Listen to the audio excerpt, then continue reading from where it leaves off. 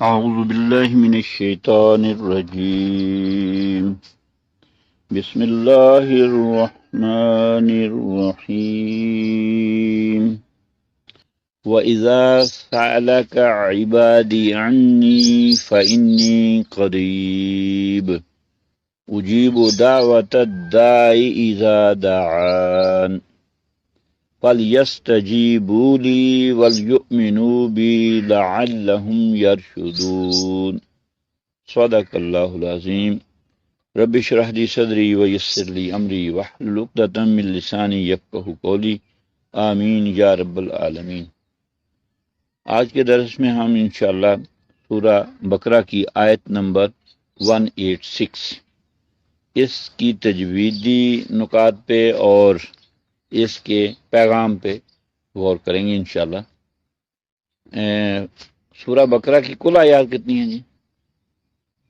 286. اور 100 مائنس کر رہے ہیں 104. یہ میں نے آپ کو ذہن نشین کرنے کے لیے فارمولہ بتایا. 286 یاد ہوتے ہیں. سب سے بڑی سورہ ہے قرآن مجید کی، جس کی آیات ہیں 286، اور آج زیر مطالعہ آیت ہے 186. پیغام اس کا کیا ہے؟ وَإِذَا سَأَلَكَ عِبَادِي عَنِّي فَإِنِّي قَرِيب. اور جب سَأَلَكَ سوال کرے آپ سے، یا سوال کریں آپ سے، کیونکہ عباد عبد کی جمع ہے، تو پھر ہم ترجمہ کریں گے کہ جب سوال کریں میرے بندے. تو یہ یا جو ہے نا، یہ متکلم کیا ہے، اپنی طرف منسوب کیا. میرے بندے، عباد بندے، عبادی میرے بندے. جب آپ سے پوچھیں میرے بندے، عنی میرے متعلق، فإنی قریب تو میں بس قریب ہی ہوں. اجیب دعوت الداعی اذا دعانی قبول کرتا ہوں پکارنے والے کی پکار کو جب وہ پکارے. اب یہاں اذا 2 دفعہ آیا، معنی اس کا ہے جب پکارے، لیکن ذرا گہرائی اس کی دیکھیں کتنی ہے کہ کبھی تو پکارے گئے بندہ. جب پکارے، کوئی مشکل بنے گی، مصیبت میں پھنسے گا، کسے پکارے گا؟ اللہ کو. یہ ہے معنی جب پکارے. اور دوسرا اس کا مفہوم، جو اللہ سے جڑے ہوئے ہیں اور اپنے تعلق کو مضبوط بنا کے رکھتے ہیں، تو وہ پکارتے ہی رہتے ہیں اللہ کو ہر وقت. تو اس کا معنی پھر یہ ہوا کہ جب جب جب جب بندہ پکارے. اور اس کا تجربہ ہمیں ابھی رمضان میں ہوا کہ ماحول ہی بدل گیا. مسجدیں نمازیوں سے بھر گئیں اور ذکر اذکار کی محفل میں رونق آ گئی. فرض نماز کے علاوہ نوافل تراویح کا اہتمام ہوا. قرآن مجید پڑھا گیا، سنا گیا، غور و فکر کیا لوگوں نے بیٹھ کے. تو پکارنے کا تجربہ ہمیں رمضان میں ہوا واقعتاً. اور اس کو ہم محسوس بھی کرتے ہیں کہ جب اللہ کو پکارتے ہیں، اس سے دعائیں کرتے ہیں، تو اس سے جو دل کا اطمینان حاصل ہوتا ہے اور جو ماحول بنتا ہے، وہ ہر شخص اپنی لیول پہ اس کو محسوس کر سکتا ہے. اب سب سے بڑی دعا کیا تھی؟ اہدنا الصراط المستقیم. ظاہر ہے نمازوں کا اہتمام ہوگا تو ہر رکعت میں ہم کہیں گے کہ یا اللہ ہمیں سیدھا راستہ دکھا. اور اگر سیدھے راستے کی طرف رہنمائی ہو جائے تو انسان اطمینان پاتا ہے. ظاہر ہے اس کا بے چینی تو اس وجہ سے ہے کہ اسے پتہ ہی نہ ہو میں جا کدھر رہا ہوں.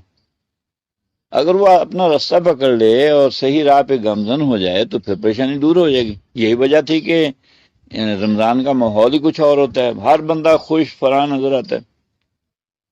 اب سوال یہ ہے کہ کیا وہ دعا کا کرنا اور پکارنا اور بار بار پکارنا کفایت کر جائے گا؟ وہ اس لیے نہیں کرے گا کہ آیت کا اگلا حصہ ہمیں کچھ مطالبہ ہم سے کر رہا ہے. وہ کیا ہے؟ وہ مطالبہ یہ ہے کہ فَلْيَسْتَجِيبُوا لِي، یہ بھی تو لبیک کہیں میرے حکموں پہ،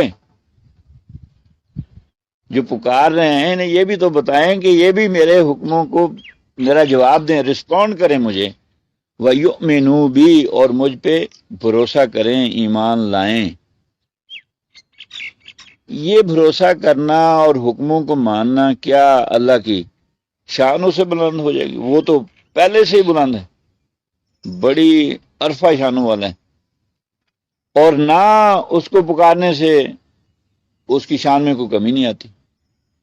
تو یہ کیوں ترغیب ہے کہ انہیں تو چاہیے کہ میری پکار پہ لبیک کہیں، لعلہم یرشدون، تاکہ یہ اس راستے پہ گامزن ہو جائیں جس کی دعا کر رہے ہیں۔ تو تھوڑی سی یہاں رک کے ہم ذرا سوچ لیں کہ یہ انسان کی خوشی اور غمی یہ بدلتی رہتی ہے۔ ایک دم بندہ اطمینان میں ہوتا ہے، وہ اس لیے کہ اللہ کو پکارا تکلیف میں، اللہ نے تکلیف دور کر دی، اطمینان آ گیا۔ اب پھر بے چینی کیوں آئی؟ بے چینی اس لیے آئی کہ وہ جو اپرچونٹی اللہ نے دی اس کو اویل ہی نہیں کیا۔ بھی اللہ نے راستہ دکھا دیا، اب اس پہ چلنا ہے، ایک قدم بڑھانا، وہ تو انسان کے اپنے بس میں ہے نا، قدم تو اٹھاؤ۔ فَلْيَسْتَجِيبُوا لِي، اس راستے پہ چلو تو صحیح، لعلہم یرشدون، تاکہ وہ راہ یاب ہو جائیں۔ یہ ایک پیغام ہے کہ دعاؤں کے ساتھ عمل کو اپنے شامل کرنا وہ بڑا ضروری ہے۔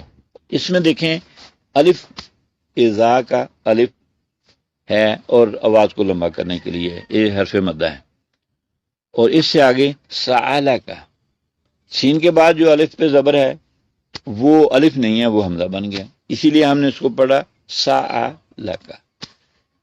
عبادی، عین کا مخرج عبادی، مخرج جو ہے وہ وسط حلق، عنی، عین کا مخرج وسط حلق، اور عنی یہ نون غنہ ہے، اور یہ ہم پڑھ چکے ہیں قاعدہ کہ نون مشدد ہوگا تو وہاں غنہ ہوگا، اور غنے کا طریقہ آپ نے پہلے سے سیکھا ہوا ہے۔ عنی فإنی، یہ بھی غنہ ہو گیا۔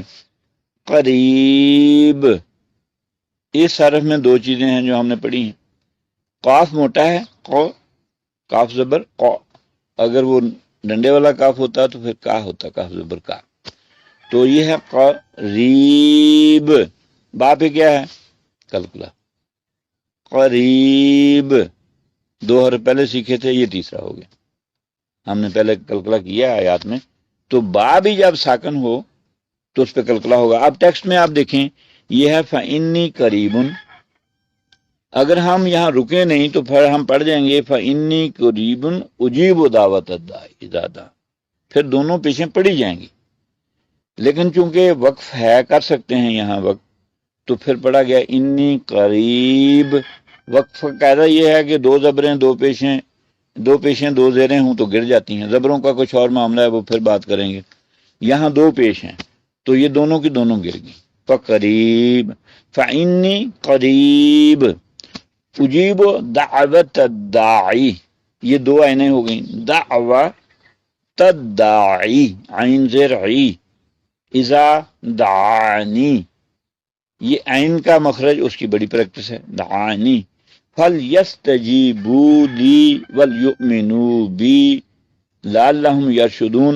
اس میں جو بات ایک آج نوٹ کرنے کی وہ یہ ہے کہ ہم نے پڑھا فَلْيَسْتَجِی، جیم کے نیچے زیر ہے، آگے یا آ گئی، یہ یا مدہ ہے، جی، اور با کے اوپر پیش ہے، آگے واو ہے، یہ مدہ کا واو ہے، جی بو، ورنہ یہ ہوتا جیم زیر جی، با پیش بو۔ یہ جی سے جی کیسے بنا؟ یا کی وجہ سے۔ بو سے بو کیسے بنا؟ واو کی وجہ سے۔ اور وَلْيُؤْمِنُوا بِی، اب وَلْيُؤْمِنُوا میں اس میں دیکھیں آپ کو واو نظر آ رہا ہے وَلْيُؤْمِنُوا میں، لیکن واو کے اوپر حمزہ ہے، تو ایسا نہ ہو کہ جیسے ہم نے پیچھے پڑھا یو نہیں ہوگا یہ، کیونکہ حمزہ ہے واو کے اوپر، تو حمزہ کبھی واو کے اوپر آتا ہے، کبھی یا کے اوپر آتا ہے، کبھی الف کے اوپر بھی آ جاتا ہے۔ یہ تینوں حروف جو ہیں حمزہ کی کرسی کہلاتے ہیں، تو ہمیں پھر حمزہ پہ غور کرنا ہے کہ یہ واو نہیں ہے، دراصل یہ حمزہ ہے، اس لیے ہم اس کو پڑھتے ہیں ول یؤمنو، یؤمنو، نون پیش نو تھا، نون پیش نو، یہ نو کیوں ہوا؟ واو کی وجہ سے، واو کی وجہ سے۔ بی بازر بی تھا، بی ہو گیا کیوں؟ آگے یا مدہ آ رہی ہے۔ لعلہم یرشدون، اب یہ ہے یرشدون، کیونکہ وقف ہے تو آخری علامت گر جایا کرتی ہے، یہ ہو گیا لعلہم یرشدون۔ آج جو نئی بات آئی سامنے وہ یہ کہ 3 حرکات ہیں، زبر زیر پیش، اور 3 لمبا کرنے والے حروف ہیں، حروف مدہ، الف یا واو۔ تو ہم نے آج یہ اسی سبق میں دیکھ لیا کہ الف جو ہے وہ زبر کے ساتھ آتا ہے اس کی آواز کو لمبا کرنے کے لیے، جیسے آیا وہ اذا، حالانکہ تھا زال زبر زا، زال زبر زا، لیکن آگے الف آ گیا تو کیا بنے گا؟ زا۔ اسی طرح سے عین زیر ای، با زبر با، اور با کے آگے الف ہے تو کیا بنا؟ عبا دی، دی کیوں آیا؟ زیر کی ساتھ ہی آگے یا آ گئی، دال زیر دی تھا، آگے یا آ گئی، دی عبادی، 2 حرف ہو گئے، زبر کے ساتھ الف، زیر کے ساتھ یا، اور پیش کے ساتھ کون سا الف آئے گا لمبا کرنے کے لیے؟ واو، جیسے اس میں آیا فل یستجیبوا لی، جیم کے نیچے زیر ہے، آگے یا ہے، باؤ پہ پیش ہے، با کے اوپر پیش آگے واو ہے، تو بو با کی آواز کو لمبا کس نے کیا؟ واو نے، اور لام زیر یا لی، تو آپ دیکھتے جائیں کہ زیر کے ساتھ یا آتی ہے لمبا کرنے کے لیے، اور الف زبر کے ساتھ الف آتا ہے، اور واو کہاں آتا ہے؟ جہاں پیش آ جائے، پہلے حرف پہ پیش ہوگی تو آگے واو ہوگا۔ تو اس کا مطلب یہ ہوا کہ 3 حرکات ہیں اور 3 ہی حرف مدہ ہیں، تو ان کی آپس میں جو کمبینیشن ہے، اور بھی ہیں اس کے علاوہ، لیکن یہ 3 فی الحال ذہن میں رکھیں کہ زبر کے ساتھ الف آئے گا لمبا کرنے کے لیے، زیر کے ساتھ یا آئے گی، اور پیش کے ساتھ واو آئے گا۔ اگر یہ نہ آئیں، بعض اوقات نظر نہیں آتے، تو اس پہ آپ کو کھڑی زبر کھڑی زیر الٹا پیش نظر آ جائے گا۔ آپ کا آنا بیٹھنا سمجھنا سمجھانا اللہ کی بارگاہ میں قبول ہو۔ ربنا تقبل منا انک انت السمیع العلیم، وآخر دعوانا ان الحمد للہ رب العالمین۔